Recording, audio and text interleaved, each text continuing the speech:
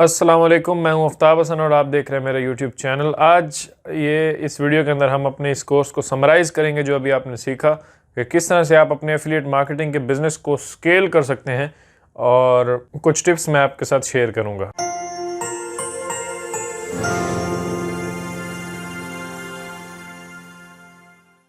Last हमारी कुछ videos के अंदर हमने बात की थी क्लिकबैंक के ऊपर। मैंने आपको डिटेल में बताया कि क्लिकबैंक क्या होता है और किस तरह से आप उसकी प्रोडक्ट्स को प्रमोट कर सकते हैं, आर्टिकल लिख सकते हैं, उसके बाद एसईओ कर सकते हैं। और हमारी रिसेंटली एक ब्लॉगिंग की सीरीज़ भी चैनल के ऊपर अपलोड है, तो अगर आप उसे देखना चाहें तो आप उसे भी देख सकते हैं, क्योंकि उसके अंदर सिमिलर कंटेंट मौजूद है और जो कि आपको बहुत हेल्प करेगा क्लिकबैंक की वेबसाइट को सक्सेसफुल बनाने में। क्योंकि ब्लॉगिंग के अंदर हमने एक वेबसाइट को टारगेट किया था कि किस तरह से एक वेबसाइट को आप रैंक कर सकते हैं, वही सेम स्ट्रेटजी इम्प्लीमेंट की जा सकती है अपने क्लिकबैंक के ब्लॉग के ऊपर। तो इसलिए वो कोर्स बहुत इंपॉर्टेंट है और काफ़ी लेंथी है वो, जिसके अंदर मैंने आपके साथ ब्लॉगिंग का पूरा एक्सपीरियंस शेयर किया है कि किस तरह से आप एक सक्सेसफुल ब्लॉग रन कर सकते हैं।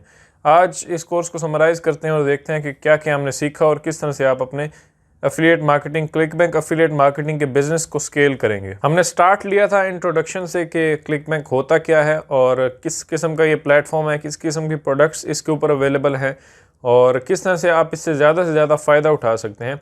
उसके बाद हमने मूव किया नीश रिसर्च के ऊपर कि आप किस तरह से अपनी नीश फाइंड करेंगे, प्रोडक्ट रिसर्च किस तरह से करेंगे, और उसके बाद एक फ़ाइनल किस तरह से प्रोडक्ट को चूज़ करेंगे, फ़ाइनल जो आपको आगे जाके फ़ायदा दे सके।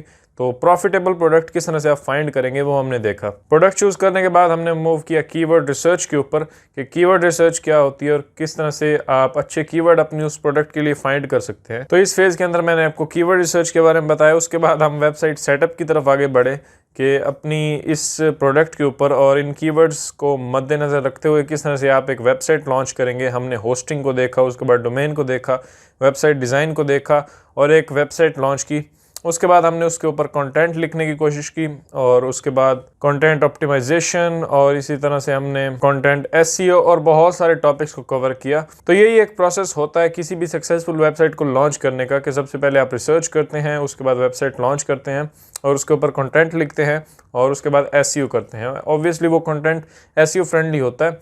ज़्यादातर बैकलिंक्स जो है वो इतना मैटर नहीं करते अगर आपकी कीवर्ड रिसर्च अच्छी है। बैकलिंक्स का फेज़ तब आता है जब आप किसी हाई कंपटीशन कीवर्ड के ऊपर कंटेंट राइटिंग करते हैं और उसके ऊपर आपको लगता है कि हम रैंक नहीं कर पाएंगे, हमारे कंपेटिटर्स जो है उन्होंने बैकलिंक्स बनाए हुए हैं, तो उसके बदले फिर आपको भी बैकलिंक्स बनाने पड़ते हैं अपने उस कंपेटिटर को बीट करने के लिए।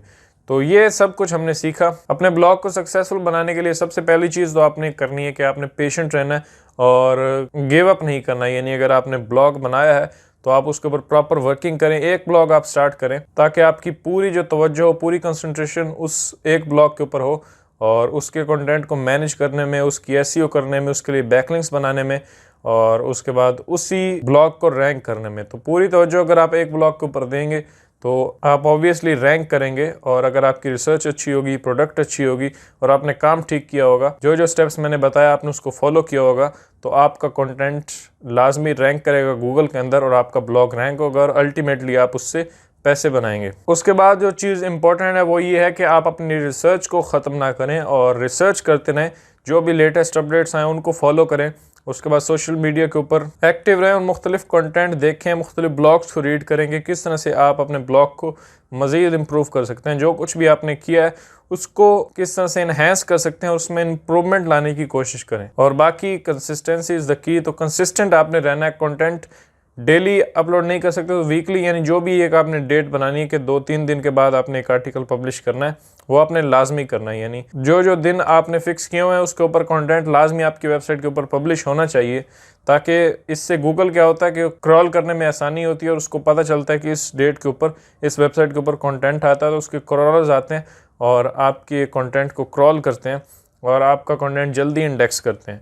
तो ये काफ़ी इंपॉर्टेंट है और कंसिस्टेंट आपने रहना है, ज़्यादा से ज़्यादा कंटेंट पोस्ट करना है। यानी जितना कंटेंट होगा ऑब्वियसली उतना आपको फ़ायदा होगा और उतने कीवर्ड्स आपके रैंक होंगे, उतनी ज़्यादा ट्रैफिक आएगी और उतनी ज़्यादा आप सेल्स जनरेट कर पाएंगे। बस ये कुछ स्टेप्स हैं जिनको अगर आप फॉलो करेंगे तो आप अपने ब्लॉग को आई एम श्योर सक्सेसफुल बना सकते हैं और ऑनलाइन पैसे कमा सकते हैं। तो बस मिलते हैं नेक्स्ट वीडियो के अंदर। Thank you.